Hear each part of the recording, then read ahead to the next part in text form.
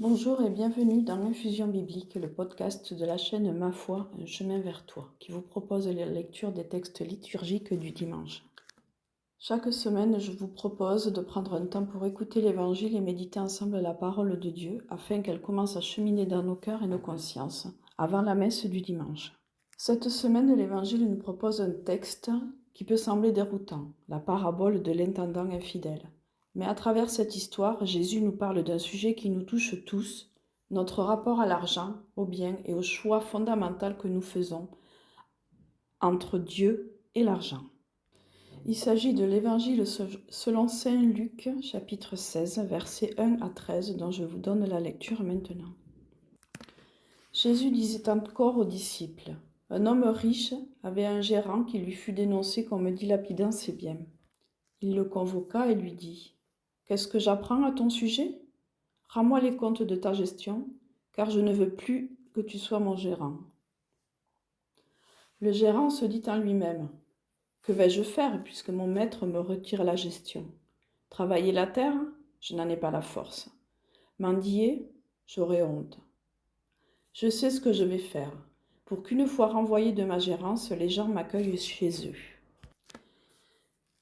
Il fit alors venir un par un ceux qui avaient des dettes envers son maître. Il demanda au premier, « Combien dois-tu à mon maître ?»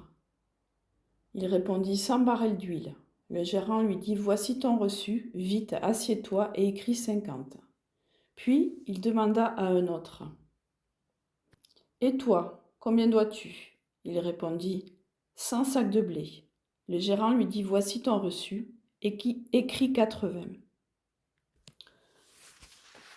Le maître fit l'éloge de ce gérant malhonnête, car il avait agi avec habileté. En effet, les fils de ce monde sont plus habiles entre eux que les fils de lumière. Eh bien moi, je vous le dis, faites-vous des amis avec l'argent malhonnête, afin que le jour où il ne sera plus là, ces amis vous accueillent dans leur demeure éternelle. Celui qui est digne dans la moindre chose est digne de confiance aussi dans une grande. Celui qui est malhonnête dans la moindre chose est malhonnête aussi dans une grande. Si donc vous n'avez pas été digne de confiance pour l'argent malhonnête, qui vous confiera le bien véritable ? Et si pour ce qui est à autrui vous n'avez pas été digne de confiance, ce qui vous revient, qui vous le donnera ? Aucun domestique ne peut servir deux maîtres. Ou bien il haïra l'un et aimera l'autre, ou bien il s'attachera à l'un et méprisera l'autre. Vous ne pouvez pas servir à la fois Dieu et l'argent. Acclamons la parole de Dieu. Dans cet évangile, Jésus utilise une parabole surprenante. Un intendant qui ayant mal géré les biens de son maître est renvoyé. Pour se préparer à l'avenir, il réduit les dettes des débiteurs afin de s'attirer leur faveur. Étonnamment, son maître le félicite, non pas pour sa malhonnêteté, mais pour sa ruse et son habileté à se préparer. Cet évangile à la lecture m'a légèrement déroutée. J'ai eu donc besoin d'une remise en contexte de ce passage. À ce moment de l'évangile, Jésus s'adresse à ses disciples, mais les pharisiens sont aussi présents. D'ailleurs, Luc précise après ce passage que les pharisiens aimaient l'argent et se moquaient de Jésus. Ma première remarque à la lecture de cet évangile, c'est que l'argent n'est pas mauvais en soi.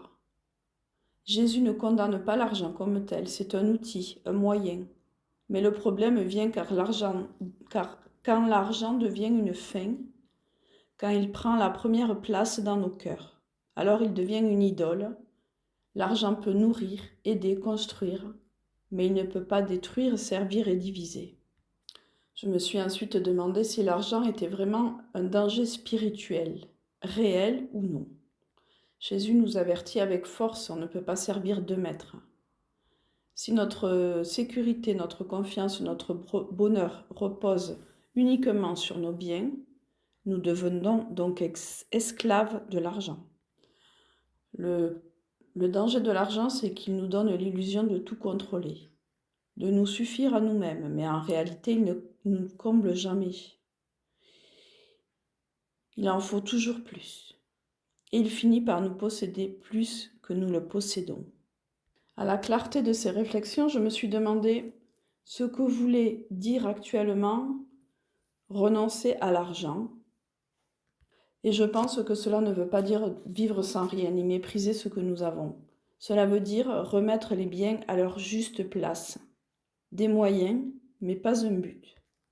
Jésus nous invite à utiliser nos biens avec sagesse, à partager et à être généreux. Renoncer à l'argent, c'est choisir la liberté intérieure, c'est refuser d'être esclave de nos possessions, pour être vraiment disponible à Dieu et aux autres. Je me suis alors demandé dans cette période un peu incertaine pour moi, mais quelle est donc ma vraie richesse à moi? Et je pense que c'est une question que l'on peut tous se poser. Quelle est la place de l'argent dans nos vies? Et quelle est ma vraie richesse intérieure? Toutefois, la question que Jésus nous pose dans cet évangile est assez radicale. Qui est mon maître? Est-ce Dieu, source de vie, ou est-ce l'argent qui passe et qui ne me suivra pas après la mort? La vraie richesse, je pense, c'est l'amour donné et reçu. C'est la relation avec Dieu. C'est la paix intérieure que ni l'argent ni les biens ne peuvent acheter et qui est parfois, il faut l'avouer, difficile à trouver. Alors, peut-être que ma richesse peut passer par le fait d'apporter la parole et de la répandre via ce canal. En résumé, cet évangile nous appelle à un choix clair, Dieu ou l'argent. L'argent peut être un bon serviteur, mais il est un mauvais maître. Alors, pour ce dimanche qui vient, demandons au Seigneur la grâce de mettre Dieu à la première place, de nous détacher de ce qui passe pour trouver la vraie richesse et notre vraie richesse intérieure, qui ne se perd pas, son amour. Je vous propose maintenant une petite prière pour intercéder en cela auprès de Dieu. Au nom du Père, du Fils, du Saint-Esprit. Seigneur, toi seul es notre vraie richesse. Aide-nous à ne pas nous laisser enfermer par la peur de manquer, ni par la recherche de biens qui passent. Donne-nous un cœur libre, détaché, capable de partager. Que nous sachions utiliser l'argent comme un moyen de faire le bien, sans jamais en faire un maître. Sois toujours le premier dans notre vie, car avec toi, nous avons déjà tout. Amen.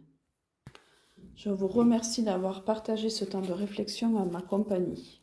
Si cette parole vous a touché, n'hésitez pas à vous abonner à la chaîne et à partager cette vidéo autour de vous. On se retrouve dimanche prochain pour une nouvelle étape de notre chemin vers le Christ et que le Seigneur vous bénisse et vous garde dans sa paix.